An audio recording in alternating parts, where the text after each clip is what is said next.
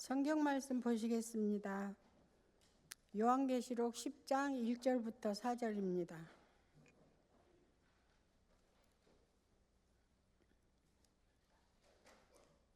다 찾으셨으면 다 함께 읽겠습니다.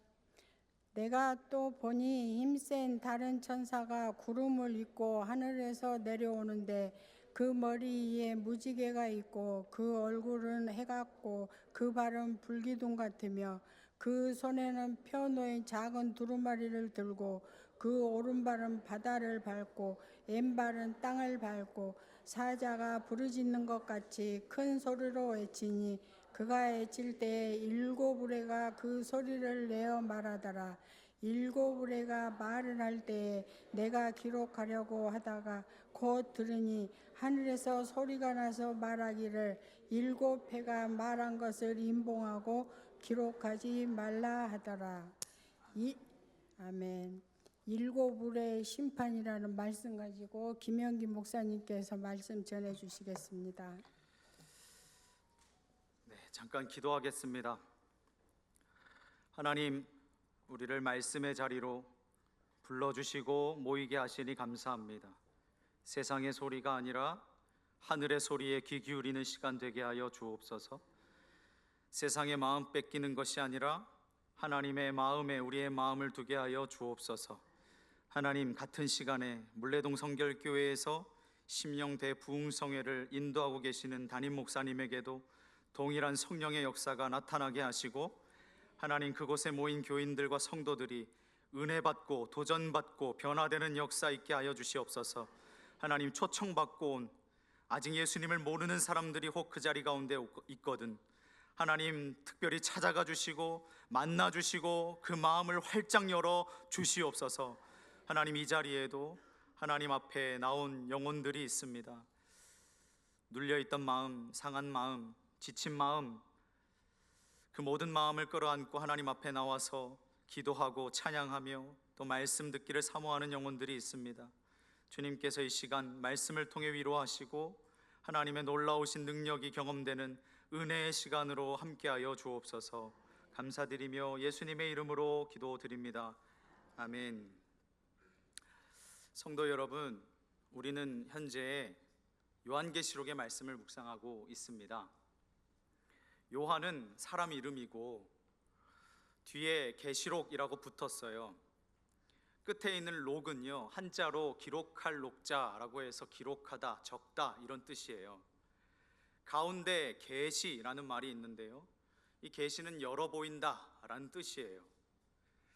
그러니까 사람의 지혜로서는 다 알 길이 없는 그 하나님의 진리를 주님께서 가르쳐 알게 하시는 것이 바로 계시입니다. 쉽게 말해서 창문 앞에 커튼이 가려져 있어요. 저 뒤에 보세요. 커튼이 가려져 있죠? 그럼 밖을 볼 수 있어요? 없어요? 없죠.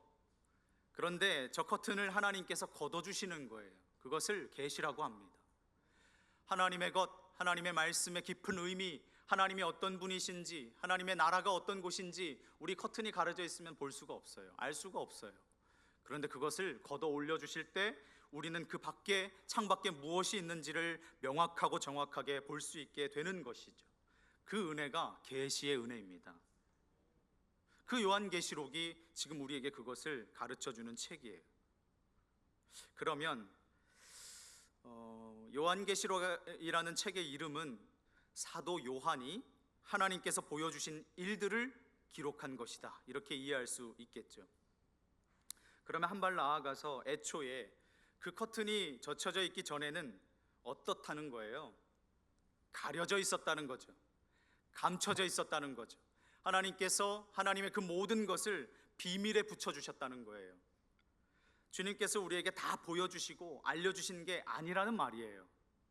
따라서 우리는 하나님의 말씀인 성경을 마치 다 알고 이해하게 된 것처럼 교만을 떨어서는 안 돼요. 평생을 성경을 백독 천독을 해도요, 하나님의 말씀 설교를 100편, 200편, 1000편을 들어도요, 내가 하나님의 말씀 묵상을 수도 없이 했다고 하더라도요, 하나님 앞에서 다 알았다, 내가 성경을 통달했다, 교만을 떨 수가 없어요. 늘 여전히 겸손해지는 거예요. 알면 알수록, 들으면 들을수록 난 아직 하나님에 대해서 모르는구나. 그 겸손한 마음이 우리 가운데 자리 잡게 되는 거죠. 볼 수 없었던 우리를 볼 수 있도록 영안을 열어주신 하나님, 그 하나님 앞에 감사하실 수 있기를 바라요. 그리고 주님께서 날마다 그 거룩한 말씀의 세계, 그 풍족한 은혜의 차원의 문을 우리 제1권사회 권사님들을 비롯해서 이곳에 자리한 모든 예배자들의 삶에 열어주시기를 바랍니다. 4절 말씀에 먼저 볼 건데요.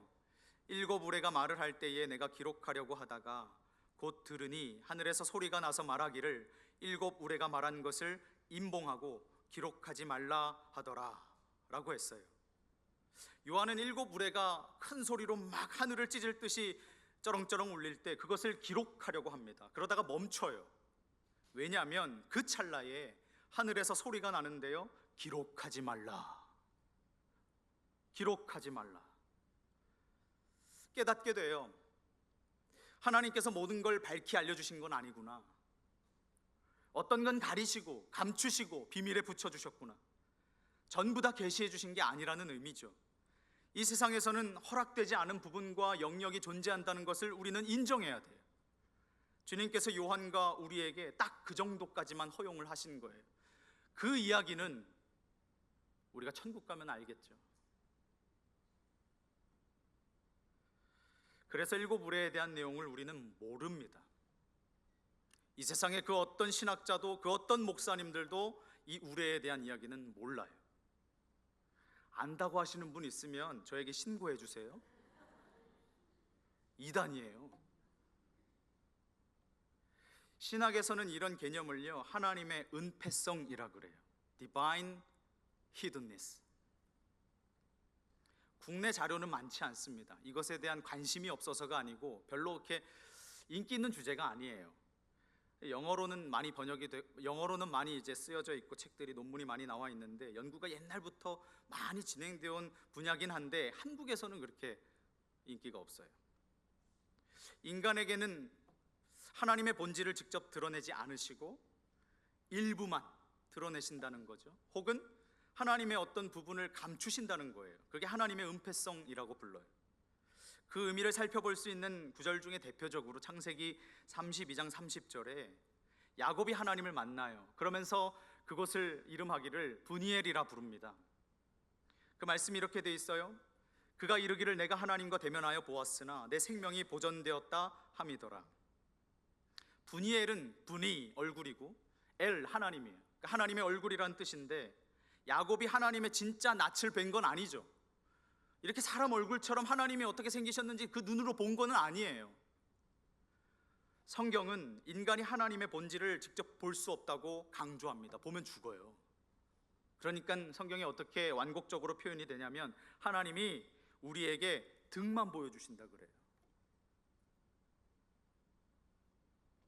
이사야도 45장 15절에 보면 구원자 이스라엘의 하나님이여 진실로 주는 스스로 숨어 계시는 하나님이시니이다 라고 이야기해요. 하나님이 어떤 분이시라고요? 숨어 계시는 분이시래요. 좀 낯설죠? 하나님이 이렇게 짜잔하고 나타나셔서 역사하시고 막 우리에게 말씀을 하시고 이래야 되는데 이사야는 하나님의 어떤 일면 중에 이 부분을 굉장히 강조하는 거예요. 하나님께서는 스스로 숨어 계시는 하나님이십니다. 구원자 하나님이신데 그 구원의 일을 이루시려면 뭔가 일을 하셔야 되는데 우리에게 나타나셔야 되는데 말씀으로 우리를 인도해 가셔야 되는데 그 구원의 일들을 어떻게 하시냐면 은밀하게 진행해 가신다는 거예요. 우리는 이러한 신학적 정립을 어떻게 올바로 이해하고 인식하고 그 상징들을 해석해야 할까? 이 하나님의 은폐성을요 깊이 묵상하셔야 돼요. 하나님의 은폐성을 통해서 인간의 한계를 받아들이셔야 돼요. 그리고 하나님의 불가해성, 하나님은 인간이 어떤 사고체계로 생각으로 이해되실 수 있는 분이 아니구나. 하나님의 그 모든 본질 그리고 존재 그리고 하나님의 상태와 성질에 대해서 우리는 다 이해할 수 없는 것이구나. 그리고 하나님께서는 얼마든지 인간과 별개로 자유롭게 일하실 수 있는 분이시구나. 그래서 우리가 하나님이 어떤 선택을 하시던, 어떤 결정을 하시던, 어떤 계획을 하시던 그거에 대해서 잘못됐네, 뭐 이상하네 이렇게 얘기할 수가 없는 거예요. 곧 하나님의 하나님 되심을 고백하는 것, 하나님을 하나님으로 그대로 인정하는 것, 그것이 하나님의 은폐성에 담긴 신앙입니다. 그렇게 하나님께서 때로는 숨어서 역사하시고요, 때로는 드러내어서 역사하십니다. 그러니까 우리가 인간의 교만을 경계해야 되고 늘 하나님 앞에 겸손해야 하는 것이죠.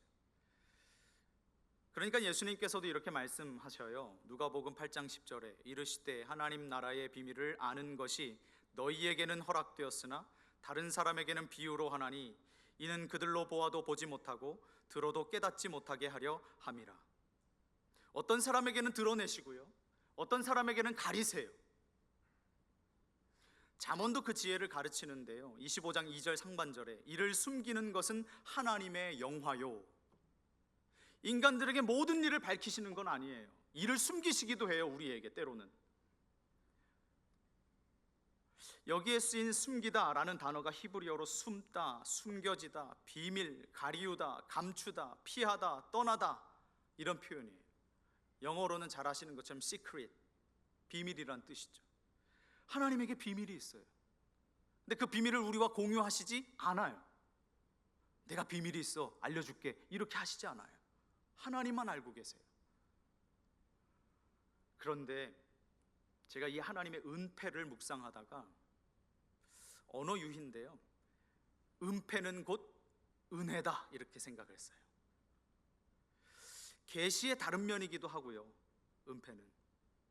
이 은폐와 계시는 정반합, 그러니까 변증법적 긴장관계를 이루게 되는데, 하나님께서는 은폐의 방식으로 결국에는 어떻게 하시느냐, 영원히 숨기시고 가리시고 비밀에 붙이시는 것이 아니고 그 은폐를 통해서 결국은 하나님이 어떤 분이신지를 우리에게 너무나도 명확하게 선명하게 보여주시고 가르쳐주시고 계시하신다는 거예요. 다른 건 접어두고요, 예수님의 십자가만 봐도요, 십자가는 은폐예요. 동시에 이 십자가는 하나님의 은혜의 정점이기도 해요. 왜냐하면 먼저 은폐, 거기서는 그 십자가를 봐서는 아무도 구원의 빛을 전혀 감지하지 못했어요. 그 2000여 년 전에 저 십자가를 바라보면서 그 누구도 생명과 구원을 볼 수는 없었어요. 왜냐하면 저 십자가는 뭐예요? 사형틀이잖아요. 저주의 상징이니까 십자가를 보고 그 누구도 생명과 구원을 생각할 수는 없었어요. 그런데 궁극적으로 그 하나님께서 이루신 일이 뭐예요? 저 십자가를 통해서 예수만이 구원이다 라는 것을 우리에게 가르쳐 주셨잖아요. 하나님께서 직접 십자가에 달리셔서 마침내 온 인류를 구원할 계시의 도구로 저 십자가를 사용하신 거예요. 삶이 조급한 너무나도 분주한 현대 신앙인들에게는 이 은폐에 대한 이야기는 그다지 인기가 없어요. 왜냐하면 알고 싶잖아요. 인간은 본능이 그래요. 뭐든지 알고 싶어해요. 그런데 하나님이 알려주시지 않는다, 가리신다, 감추신다, 비밀이다 이러니까 별로 인기가 없어요. 허나 참 신앙인은 하나님께서 숨으시고 가리시고 감추셔도 침묵하실 때에도 결코 절망하지 않습니다. 어둠에서도 빛을 기다리기 때문이에요. 십자가에 달린 그 예수 그리스도께 내 운명을 맡기면서 내게 빛을 비춰주실 것을 기다리는 거죠. 우리가 신앙의 깊이를 논할 때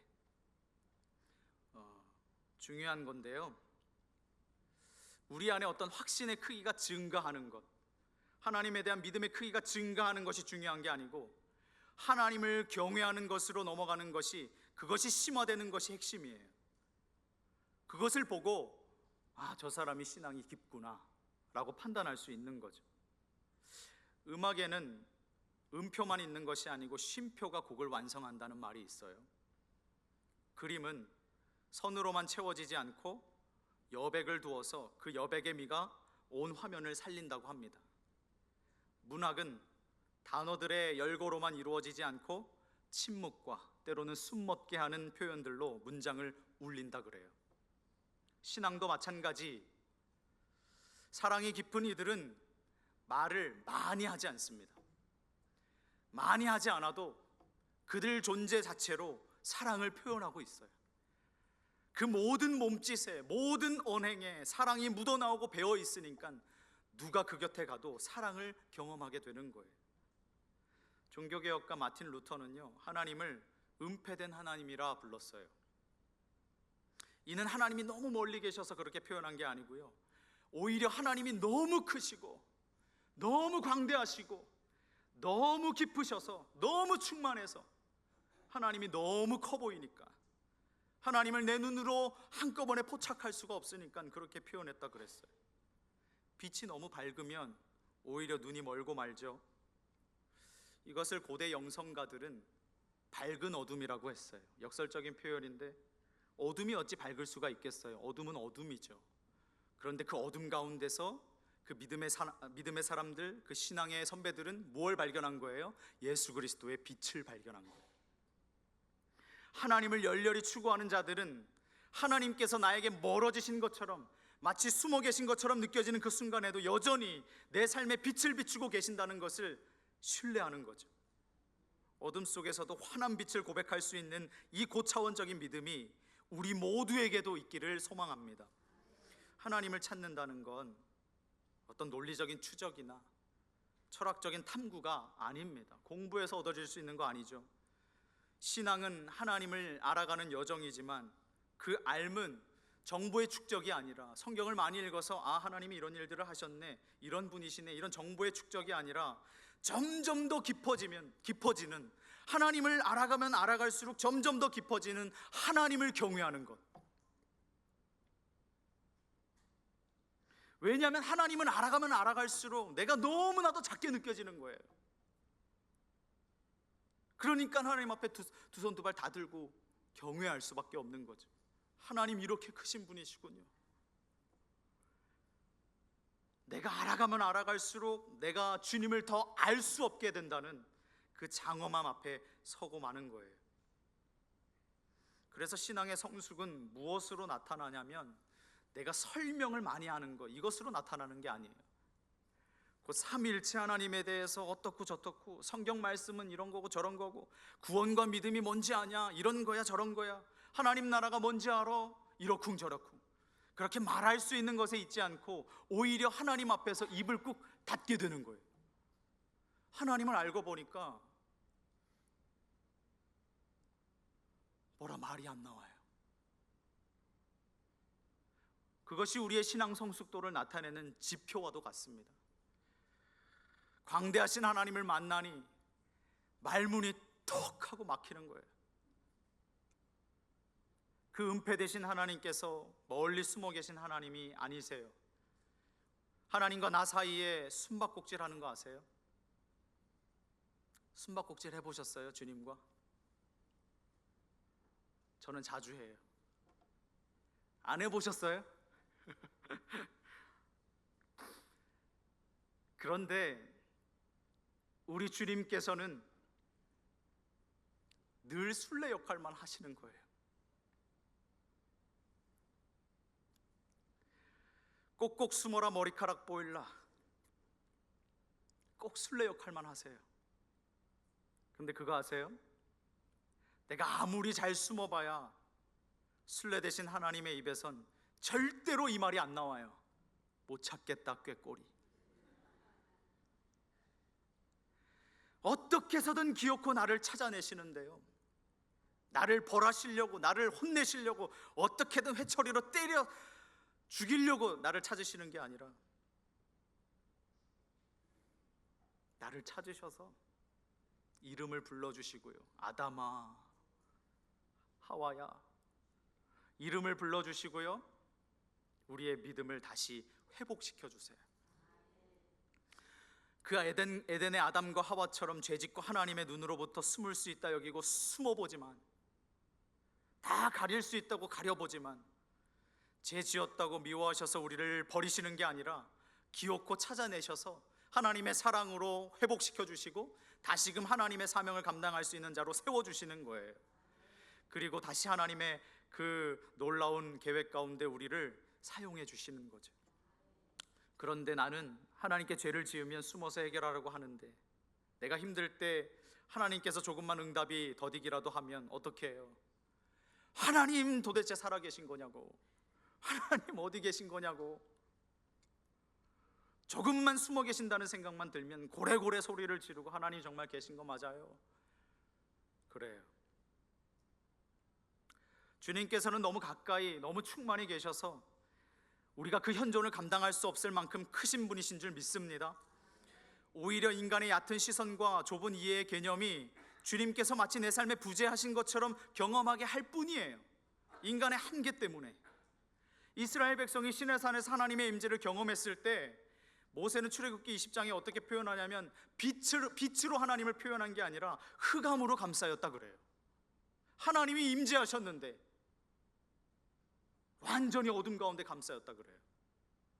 우리 신앙의 여정에서 때로는 하나님께서 숨어 계신 것처럼 느껴져요. 기도에도 반응이 없고 길을 묻는데 함께 걸어주시지 않는 듯 느낄 때가 있어요. 그러나 그 숨으심과 침묵이 하나님께서 우리로부터 멀어지신 것이 아니라, 떠나신 것이 아니라 오히려 넘치는 은혜인 줄 믿습니다. 말을 잘 듣기 위해서는요, 잠시 내 말을 중단해야 돼요. 상대방이 무슨 얘기를 하는지 잘 듣기 위해서는 내가 하던 말을 멈춰야 돼요. 서로의 마음이 진짜 만나는 것은요, 서로가 막 자기 얘기를 할 때가 아니고 그 둘이 말을 쉬는 순간에 찾아와요. 말씀하시는 하나님께서는 동시에 말씀 너머에 계신 하나님이십니다. 우리가 신앙의 길을 가다가 하나님께서 없는 것 같이 느껴지는 그 순간에 기억하세요. 날 떠나신 게 아니고, 내가 버려진 게 아니고, 하나님께서 나를 초대장을 주셨다는 것, 나에게 초대장을 보내셨다는 것. 무슨 초대장일까요? 지금보다 더 깊은 곳으로 가라는 초대. 눈이 아닌 욥의 고백처럼 더 이상 눈이 아닌 마음으로 하나님을 바라볼 수 있는 그 자리, 그것으로 나를 이끌고 계시는구나. 내 확신으로 무장한 종교인이 되지 마시고요, 경외함으로 무릎 꿇는 예배자로 서라는 그 부르심에 응답하실 수 있기를 바랍니다. 그래서 신앙의 깊이는 나는 이제 하나님을 잘 안다, 그것을 자랑하는 게 아니고, 나는 여전히 지금도 하나님 앞에 서 있습니다 라고 고백하는 거예요. 내 확신을 다 무너뜨리고 나를 하나님을 경외하는 그 자리에 세우시는 그 주님으로 생각할 때 비로소 진심에서 우러나오는 그 고백이 터져나오게 될 줄로 믿습니다. 그러면 바로 그곳에서 숨지 않고 내 안에 조용히 그러나 깊고 충만하게 다가오시는 하나님을 만나게 될 줄로 믿습니다. 성도 여러분, 특히 일권사에 소속된 권사님들, 그동안 인생의 여러 굴곡 속에서 어렵고 힘든 일들 많이 겪으셨을 테고, 현재 그 고난의 한복판에 계신 분도 계실 거예요. 우리에게는 하나님의 자녀로서 하나님 아버지의 말씀대로 살기로 결단할 때 찾아오는 어려움들이 너무 많아요. 그러나 꼭 명심하세요. 주님께서는 우리가 어떤 상황에서 어떤 문제를 만나더라도 능히 이길 힘을 주시는 하나님이시라는 것, 이 사실을 절대로 의심하지 말기를 바랍니다. 요한계시록을 읽다 보면 큰 재앙이 임할 때 하나님께서는 반드시 요한에게 먼저 하늘을 보게 하세요. 그래서 이런 표현이 굉장히 많이 나와요. 내가 보니, 내가 봄에, 엄청 많이 나와요. 그리고 그 재앙을 감당할 힘을 주시는데요, 요한이 그래서 일어나고 사명을 감당합니다. 비록 몸은 밤모섬에 유배되어 있지만. 요한계시록 7장의 두루마리의 7번째 인이 떼어지고 큰 재앙이 일어나기 시작할 때, 그 직전에 하나님께서 먼저 요한에게 하늘의 수많은 성도들이 하나님 앞에, 우리 아까 찬양했죠, 구원하심이 보좌에 앉으신 하나님과 어린 양에게 있도다, 그 하나님을 거룩하게 예배하는 장면을 보여주세요. 그리고 7번째 인의 재앙이 그 뒤에 이어지는데요, 본문인 요한계시록 10장은 7번째 나팔 재앙이 시작되기 전에 하나님께서 요한에게 다시 한번 그 재앙을 능히 이겨낼 수 있는 힘을 주시는 은혜의 장이에요. 이 시간 이곳에 정말 삶의 문제들 때문에 괴로운 분들 계시다면, 오늘 선포되는 하나님의 말씀을 듣고 주님께서 주시는 은혜로 모든 역경과 난관을 뛰어넘는 그런 능력과 힘을 하나님으로부터 덧입게 되시기를 소망합니다. 성도 여러분, 우리는 이제 요한계시록을 9장까지 묵상해 오면서 7교회의 모습을 봤고요, 7 인을 떼실 때 수반된 환상을 살폈고요, 이어서 나팔 7 나팔을 부는 장면을 보고 있어요. 7 경고의 나팔 중에 이미 6 나팔이 불렸고 이제 7째 나팔이 울려 퍼지기 딱 직전이에요. 거기에 요한이 막간의 사건을 기술을 하는데 그게 10장 1절, 오늘 본문부터 11장 14절까지 생가 본문으로 수요일까지 쭉 볼 겁니다.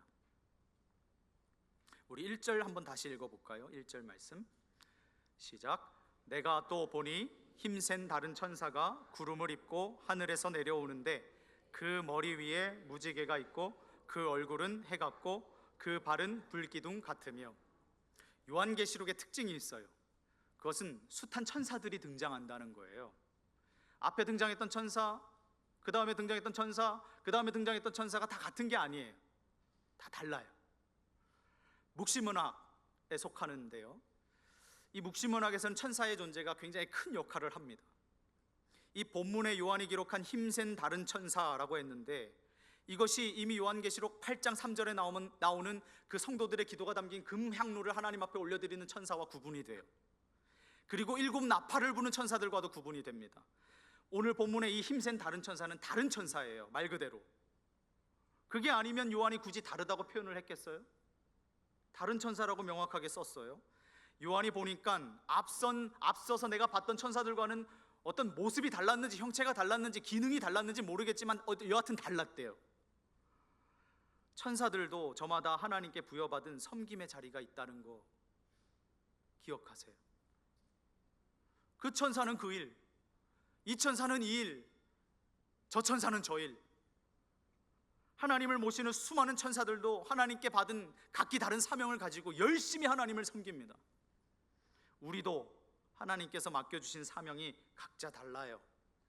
어떤 분은 찬양의 은사가 있으셔서 찬양대로 섬기시고, 어떤 분은 음식을 잘하셔서 음식으로 섬기시고, 어떤 분은 운전을 좋아하셔서 운전으로 섬기시고, 다 하나님께서 다른 분야를 통해서 교회를 섬겨가게 하셨어요. 내 위치에서 최선으로 다해서 주님을 위해서 봉사하고 헌신할 때 하나님 나라의 그 아름다운 하모니, 조화를 이루는 것 아니겠어요? 그렇게 할 때 먼저는 내 신앙이, 그리고 다음으로 우리 가정에, 그리고 우리 거룩한 시 성동교회가 큰 기쁨과 유익이 있게 될 줄로 믿습니다. 요한은 자기가 본 천사가 힘이 셌다 그래요.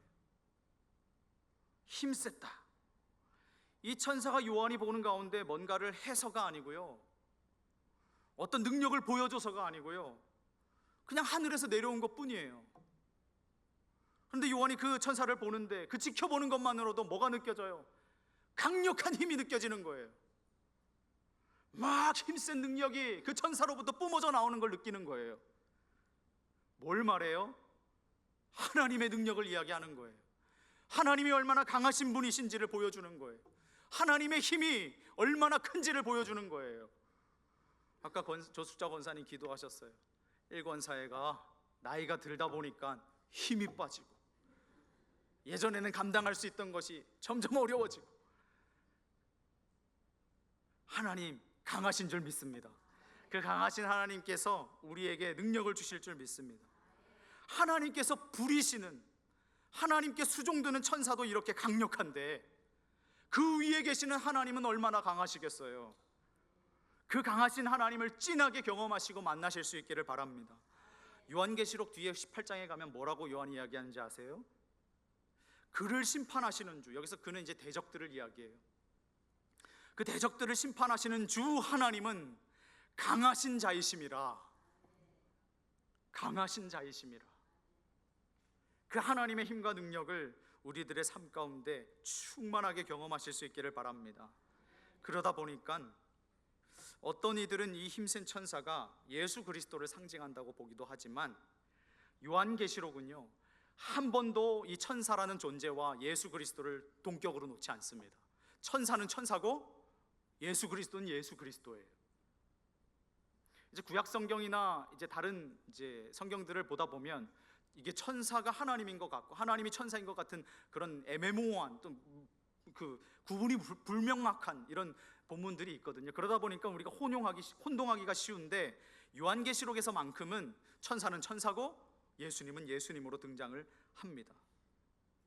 그러니까 천사를 보고 뭐 하나님이다 이렇게 말씀하시면 안 돼요. 어쨌건 이 천사가 정말 중요한 메시지를 가지고 오는데요, 그 메시지의 장엄함 때문에 그에 어울리는 모습을 이 요한이 묘사하고 있는 것 같아요. 그런 모습들이 펼쳐지고 있는 것 같아요. 천사가 구름을 입고 하늘에서 내려오는데 그 머리 위에 뭐가 있냐면 무지개가 있다 그랬거든요.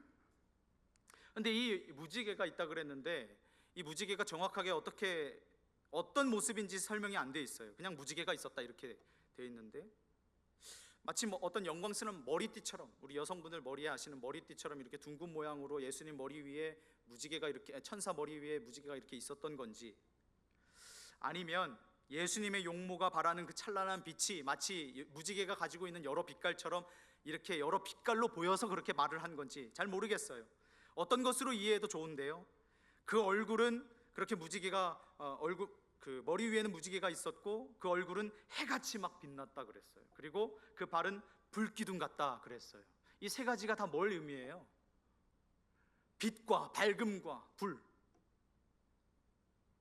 하나님의 영광의 찬란함 아니겠어요? 온 누리에 다 발하는, 온 누리를 다 밝히는 하나님의 놀라운 그 은혜의 모습, 그것을 묘사하고 있는 것이죠. 2절로 넘어가서요, 그 손에는 펴놓인 작은 두루마리를 들고 그 오른발은 바다를 밟고 왼발은 땅을 밟고 있습니다. 천사가. 여기에 천사가 작은 두루마리를 들고 있었다 그랬는데요, 5장 1절에 가면 그냥 두루마리가 나와요.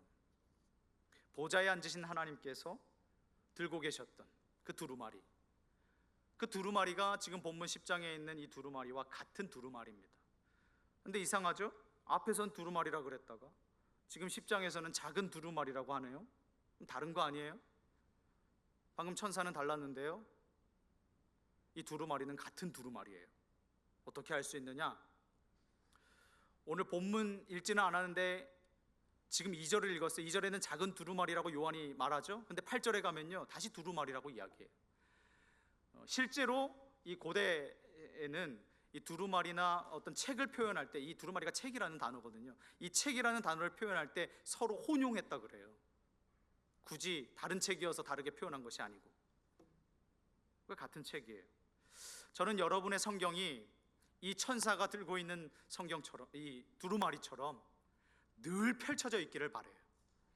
닫혀 있고 덮여 있는 것이 아니라 항상 열려 있기를 소망합니다. 언제고 하나님의 말씀에 귀 기울이시는 여러분이 되시기를 바라요. PPT 하나 넘겨주실래요? 우리에게 별이 빛나는 밤. 네.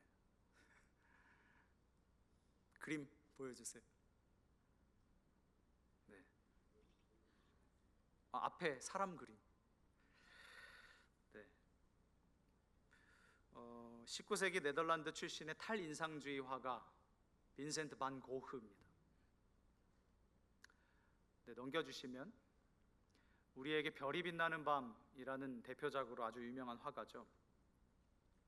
좋아하시는 분들 많으실 거예요.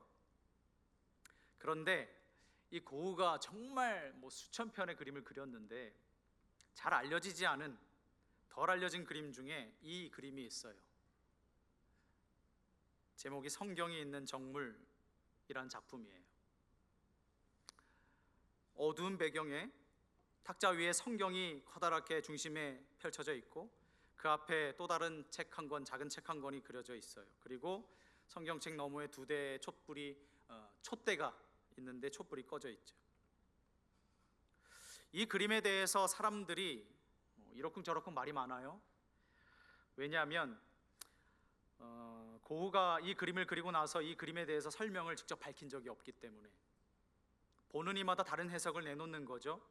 그러면서 어떤 사람은 성경을 존중하는 의미로 그렸을 것이다, 또 아니면 반박하면서 아니다, 그림을 그린 시점이 아버지가 개신교 목사였어요. 아버지가 죽고 하루 만에 그린 그림이거든요. 추모하는 마음을 담아서 그렸다고 하는데 그 뒤에 촛불이 2개가 켜져 있어야 되는데 꺼져 있고 어둡고, 이러다 보니까 하나님과의 어떤 믿음의 단절을 표현한 것이다, 이렇게 해석하는 사람들도 있어요. 막 그런저런 해석들을 제가 찾아보다가 아예 안 되겠다, 나 혼자 한번 그림을 묵상해 봐야겠다, 그런 소리를 다 뒤로 제쳐놓고 제가 나름대로 그림을 감상을 하기 시작했어요. 꽤 오랫동안 봤어요, 그림을. 이런저런 생각이 스쳐가는데 그런 생각이 들더라고요. 고흐가 이 성경을, 책상 위에 올려져 있는 성경을 이렇게 닫혀진 채로 이렇게 그릴 수도 있었겠죠. 이렇게 그리는 게 뭐가 문제가 되겠어요? 닫혀져 있던, 펼쳐져 있던 성경인데. 그런데 닫혀져 있는 성경이 아니라 활짝 펼쳐진 성경을 그려놨어요. 어쩌면 그가 하나님의 말씀 듣기를 간절히 열망했던 것은 아닐까? 고흐에 관심이 있으신 분들 잘 아실 거예요. 소시적에 목사가 꿈이었어요. 목회자 되고 싶었어요. 그런데 현실이 따라와 주지 않았죠.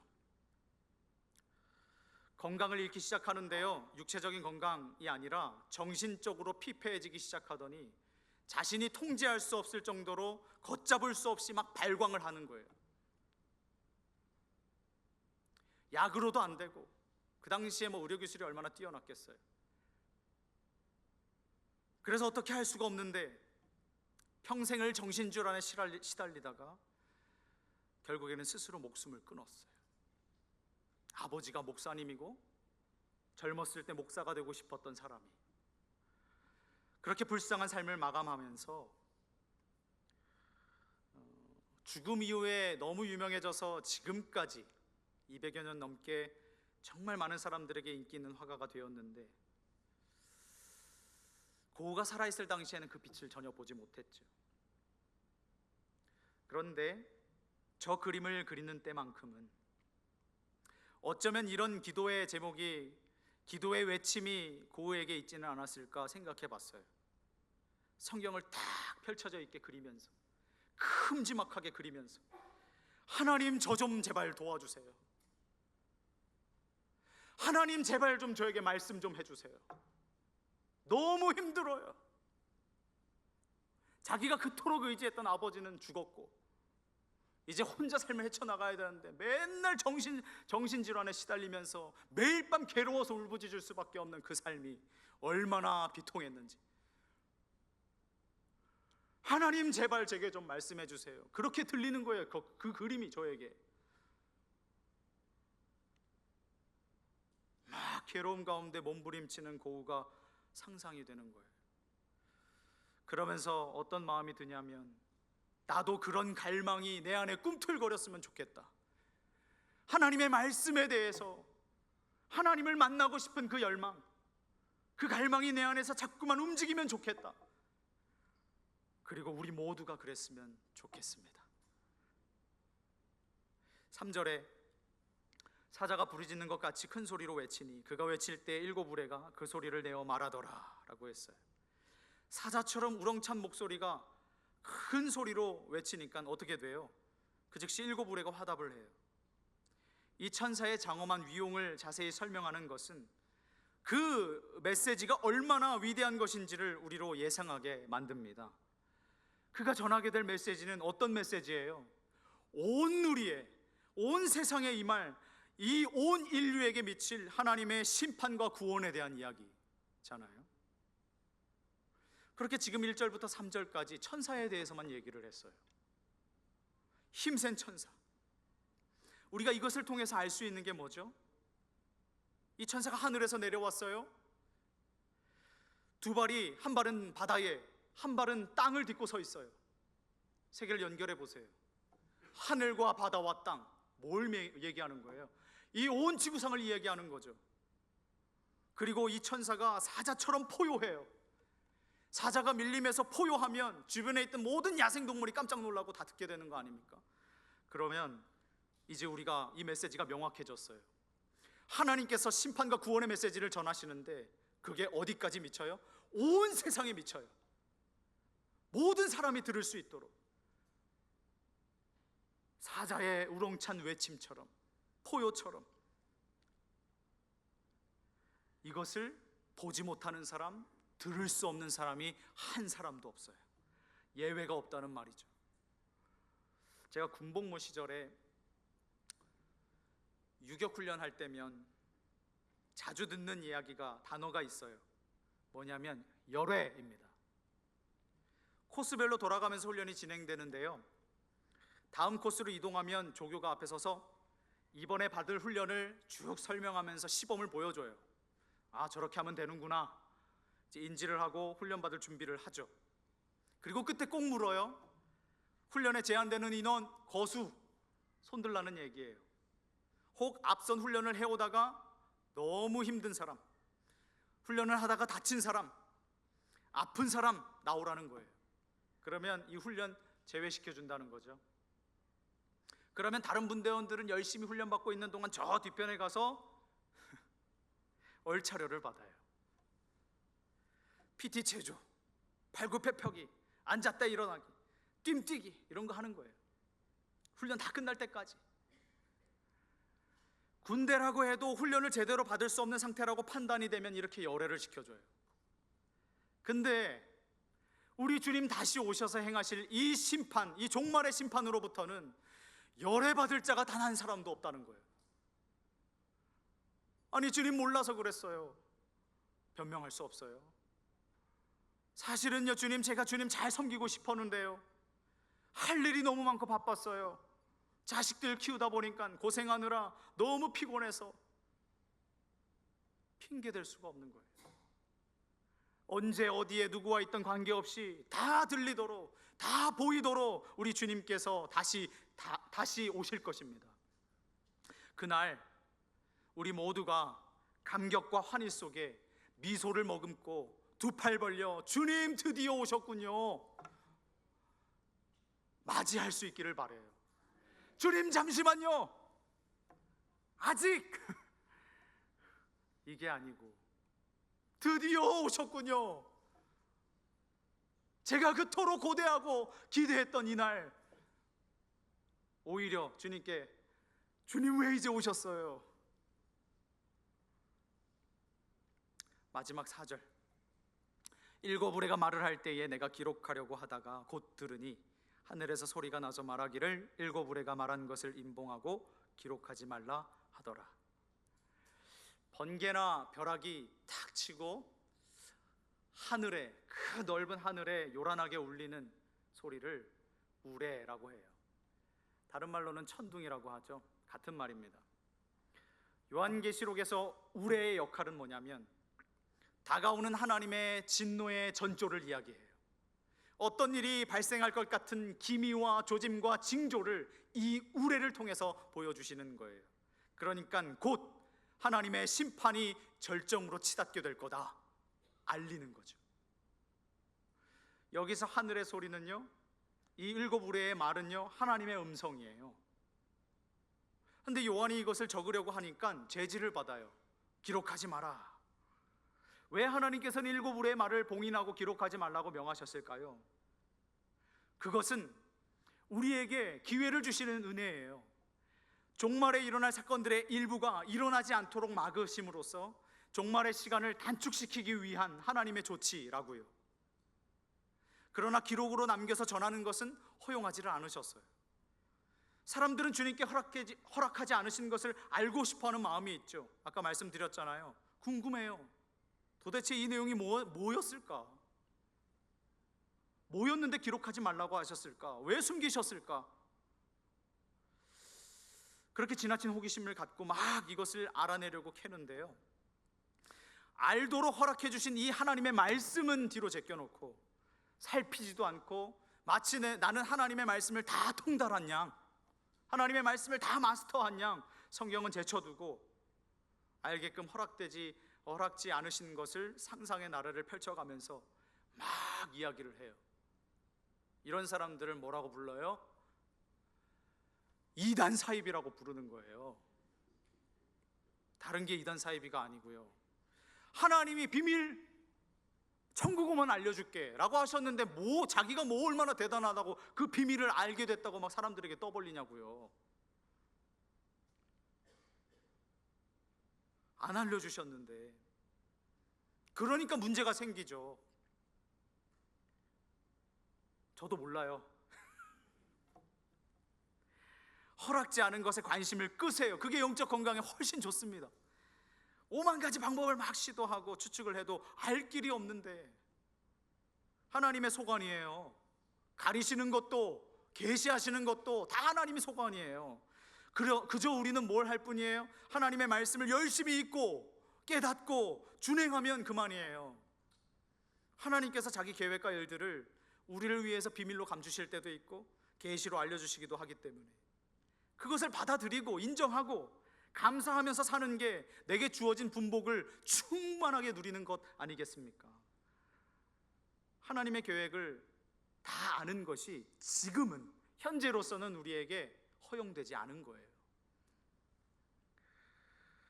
마지막으로 신명기 29장 29절 말씀만 읽어드리고 마치겠습니다.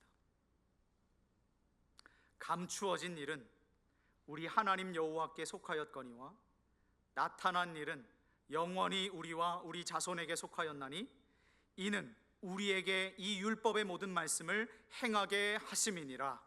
아멘. 감추시든 계시하시든 그것은 하나님께 속한 것인 줄 믿습니다. 난 그저 뭘 할 뿐이에요? 주신 말씀, 알려주신 말씀, 계시해 주신 말씀, 열어주신 말씀만 잘 믿고 끝까지 그 말씀 붙들고 행하면서 사는 것, 순종하면서 사는 것, 그거면 끝이에요. 기도하겠습니다. 하나님 아버지, 감사합니다. 우리에게 요한계시록의 말씀을 통해서 크신 은혜와 귀한 깨달음을 주시니 감사합니다. 이 말씀의 능력을 경험하면서 살게 하여 주시고, 하나님, 이 말씀이 닫혀져 있는 것이 아니라 펼쳐져 있게 하시고 열려져 있게 하여 주시기를 원합니다. 그러나 하나님은 하나님이셔서 때로는 우리에게 감추기도 하시고 가리시기도 하시는 하나님이신 줄 믿습니다. 그것에 우리가 호기심 갖고 과연 그 말씀이 무엇일까 정신 팔려 있는 것이 아니라 우리에게 밝혀 알려주신 것에 더 집중을 기울이며 우리의 믿음 생활을 잘 이어갈 수 있도록 함께하여 주옵소서. 무엇보다 요한계시록의 말씀을 통해서 우리를 얼마나 사랑하시는지, 그리고 그 하나님은 우리를 위해서 어떤 일들까지 하고 계시는지, 하나님은 얼마나 강하신 분이신지를 알게 하여 주시니 감사합니다. 그 하나님을 의지하여 우리에게 주어진 삶과 사명을 넉넉하게 감당할 수 있도록 은혜를 더하여 주옵소서. 감사드리며 예수님의 이름으로 기도드립니다.